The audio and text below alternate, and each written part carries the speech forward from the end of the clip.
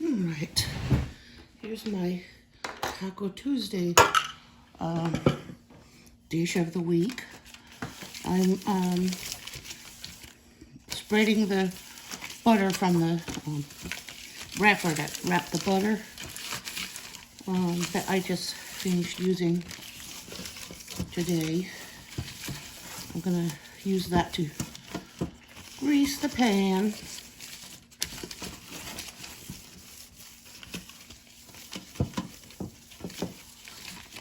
And then I'm going to layer these two leftover tortillas at the bottom. I could have layered more layers of tortillas, but since I only have two left, I'm going to just use the two at the bottom.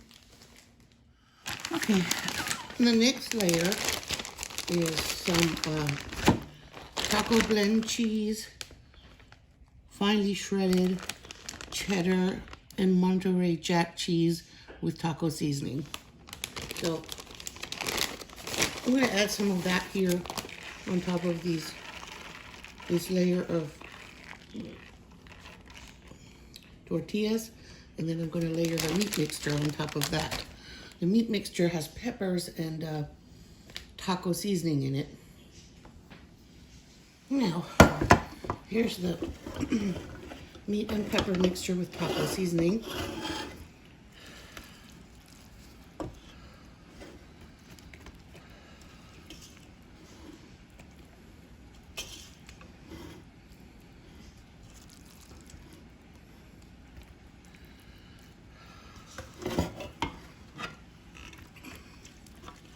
Just want to layer it in there. And then I'll layer some rice on top of this and beans on top of that, and then a layer of cheese on the top. Okay, that's the meat mixture. I steamed the peppers in the microwave before I added them to the meat, so they're very, very soft.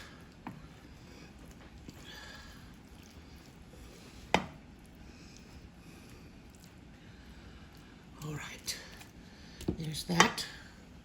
All right, now it's time for the rice layer.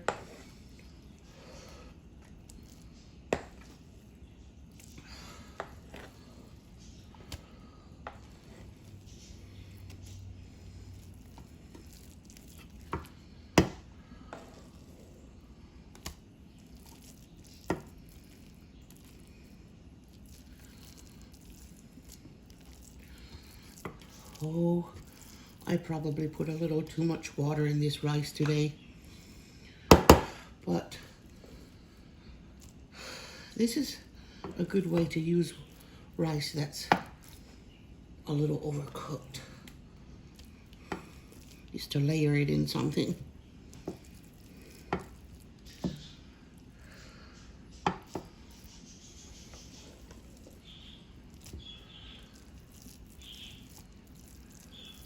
The beans are cooking, and they'll go on top of this.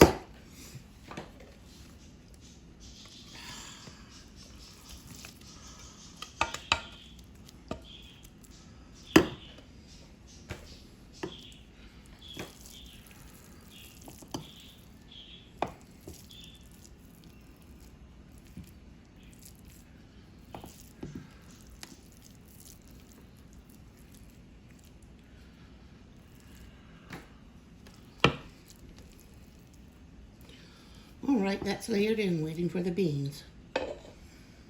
Okay, I have my beans ready. I used two 15-ounce cans of organic pinto beans. Cooked them, had a swift boil until the liquid somewhat evaporated. I crumbled a vegetable bouillon cube to give them added flavor, and I mashed them with a potato masher to get them all mashed down like refried beans because I'm out of canned refried beans, so I just took 2 cans of pinto beans and made my own refried beans. Now there is the bean layer. And the last layer, cheese. Now cheese also has taco seasoning in it, so it's a well-seasoned Taco Tuesday casserole.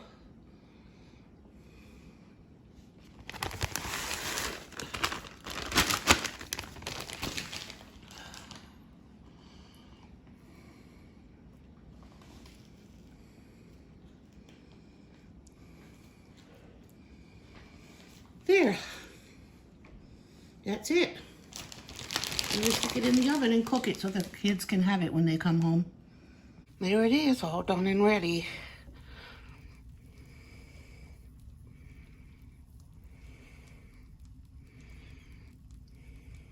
Okay, the water's boiling. So in go the raviolis.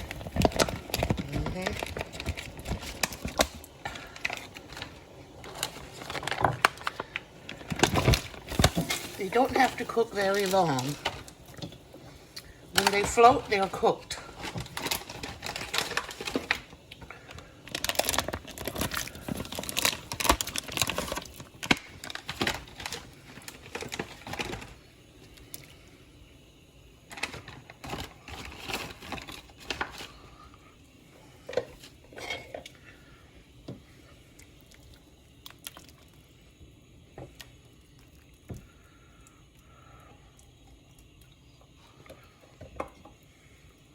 Okay, they're boiling and floating.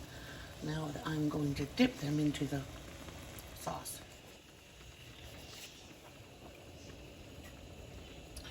The sauce is getting warm. I just turned it on a couple minutes ago.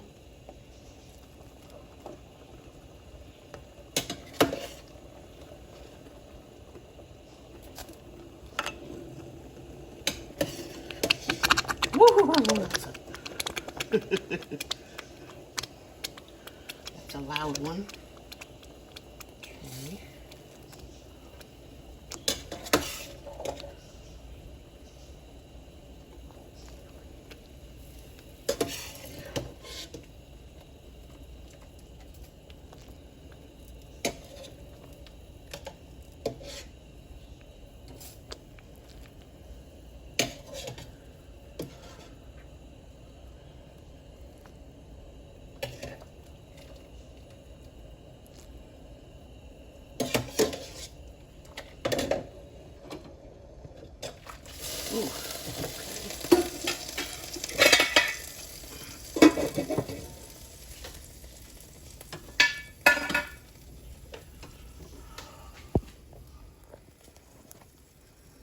Just gonna mix it gently here so the raviolis don't break.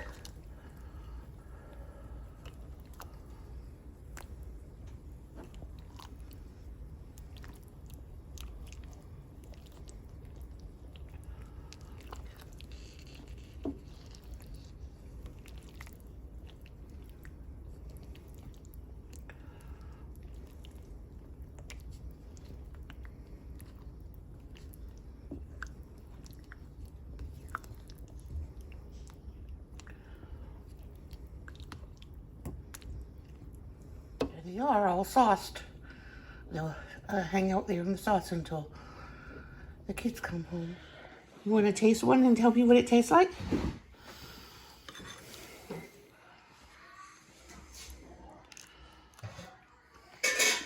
I got the Impossible one. How does it taste? Like any other ravioli. Really? Mm-hmm. So, it doesn't taste like meaty or something? Of course it does. Yeah, it tastes meaty. And then,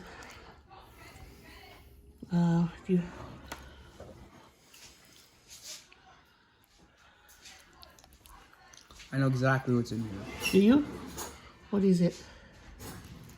Spinach. Wait, no, it's more impossible. Okay.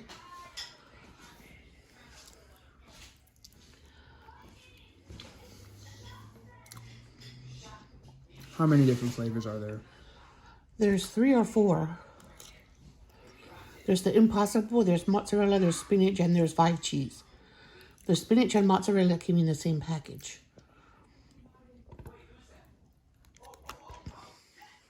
Which one has cheese? It has cheese? No idea if it's 5 cheese or mozzarella. That looks like a 5 cheeser.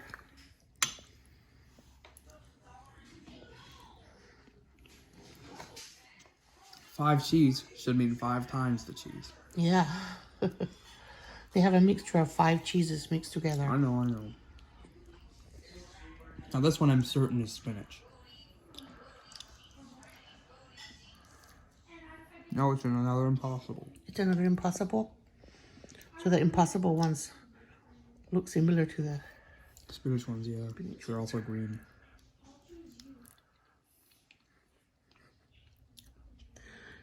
I'm recording Theodore over there. It's so cute. On the chair. My God, he's adorable. I know. It's so sweet.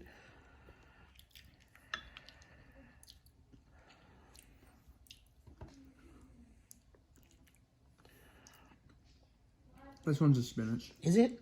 Mm-hmm. How does it taste? Like normal ravioli. Does it? Mm-hmm. Do you taste spinach? Not really. Not really. They usually mix it with cheese. Not clear, dude. Mm-hmm.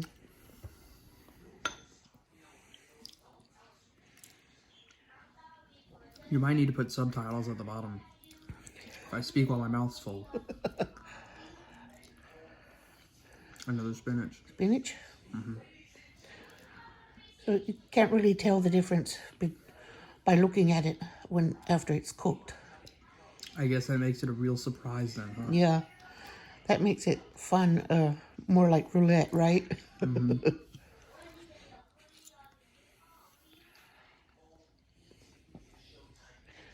So which one was your favorite so far? Did you have a favorite? 5 cheese, obviously. Yeah, the 5 cheese. So And it looks like I got another. spinach or 5 cheese? 5 cheese. Yeah.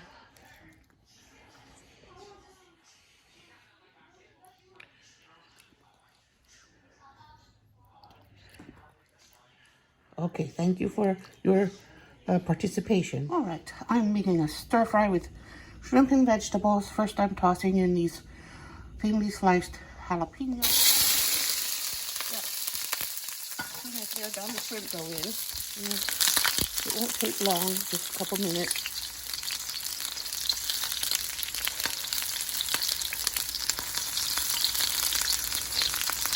You have more flavors here. Scorched in the oil.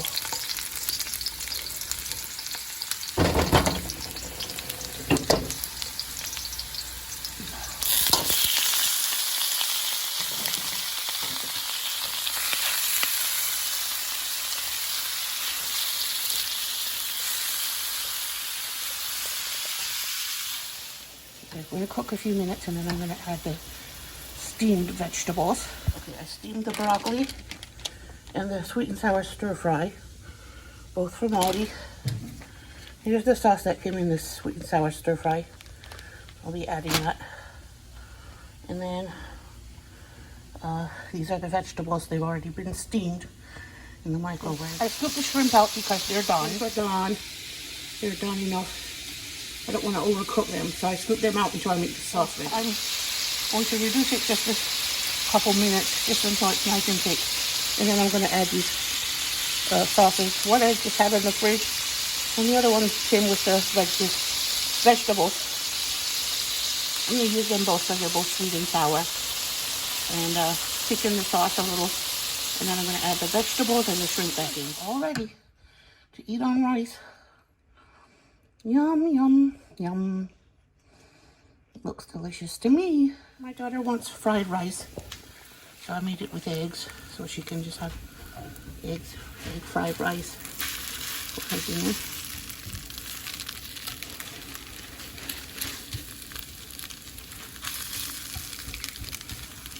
I made some of these steamed vegetables in the microwave, and I wanted fried rice, so I made it with the vegetables in it. That's my husband's plate, and he's cleaning it up. He's cleaning up the last of the shrimp and vegetables. It looked like it was delicious when he was eating. Okay, I'm making the kids some white spaghetti today, or Yeti spaghetti. This one, it's a quart of water, 2 heaping cups of dry milk, 3 bouillon cubes, any flavor, and I'm going to put a half block of Velveeta cheese in there. And this is a 2-pound box of spaghetti from Aldi, and I'm going to boil that in water. And then I'm going to put broccoli, steamed broccoli in the pot, so the Yeti spaghetti, the Yeti will have trees to hide behind. So I guess part of the Yeti myth is that it is a smelly creature. So I'm going to put some garlic powder in, because garlic powder goes in Yeti spaghetti. You can also put fresh garlic in if you want. But for this recipe, I use garlic powder. Smells. It's very smelly. Sure is.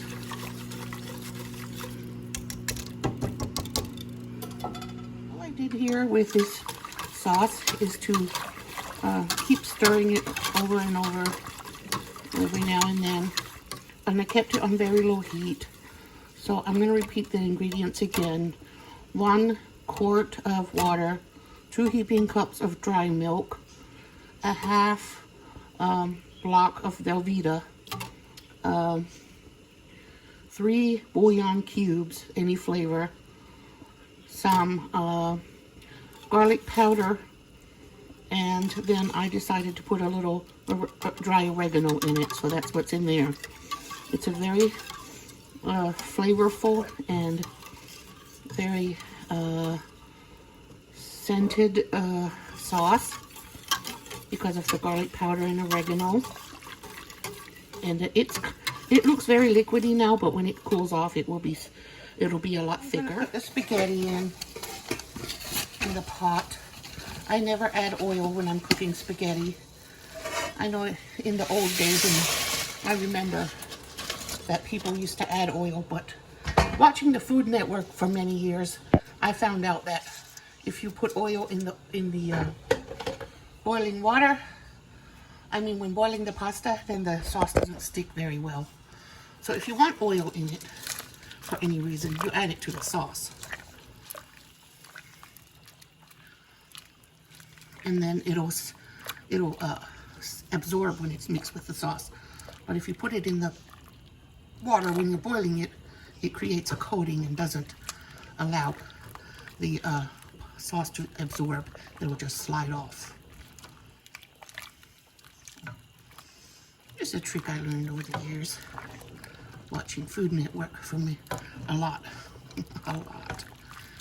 For years, I wouldn't watch anything else. But on a regular cable channel, that's all I want to see. When I have Netflix, I watch other things a lot.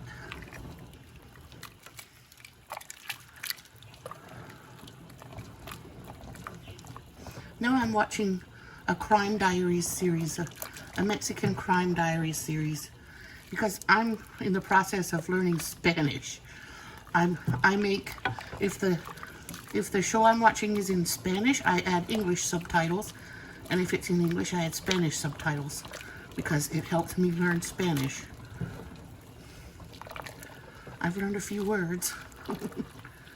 So, I don't know. Wish me luck. I'm doing it because I don't want my brain to die.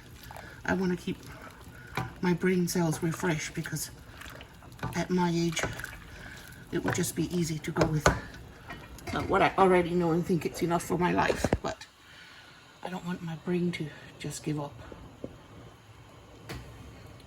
So when this is ready, then I'll drain it and add the sauce. Alright, they are getting closer to done.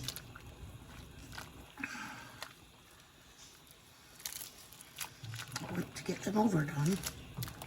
I'll cook more because I'll put warm sauce in. And the warm steamed broccoli. Steamed broccoli, 2 bags of it. Because it's a large pot of Yeti. I decided it needed a little bit more cheesiness, so I added a can of nacho cheese sauce from Kroger. It's very good sauce, and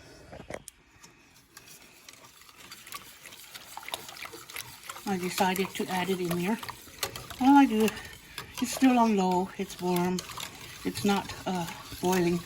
I never want to boil dairy because it'll curdle. And now I'm gonna pour it over, and I need 2 hands to do that. Broccoli in there with the spaghetti, and then I'll mix it around together with the sauce. Here it is.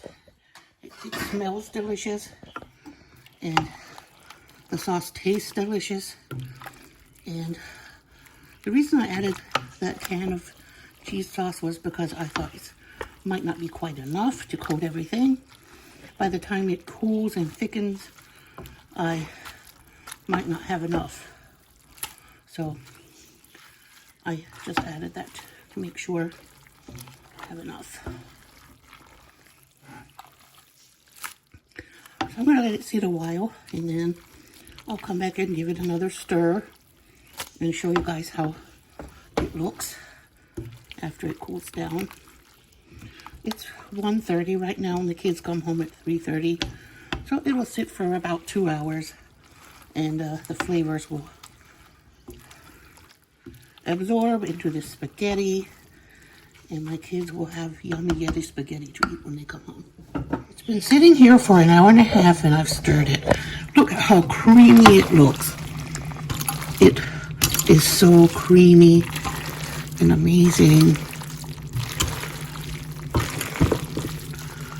Really gorgeous. Ready for the kids to eat.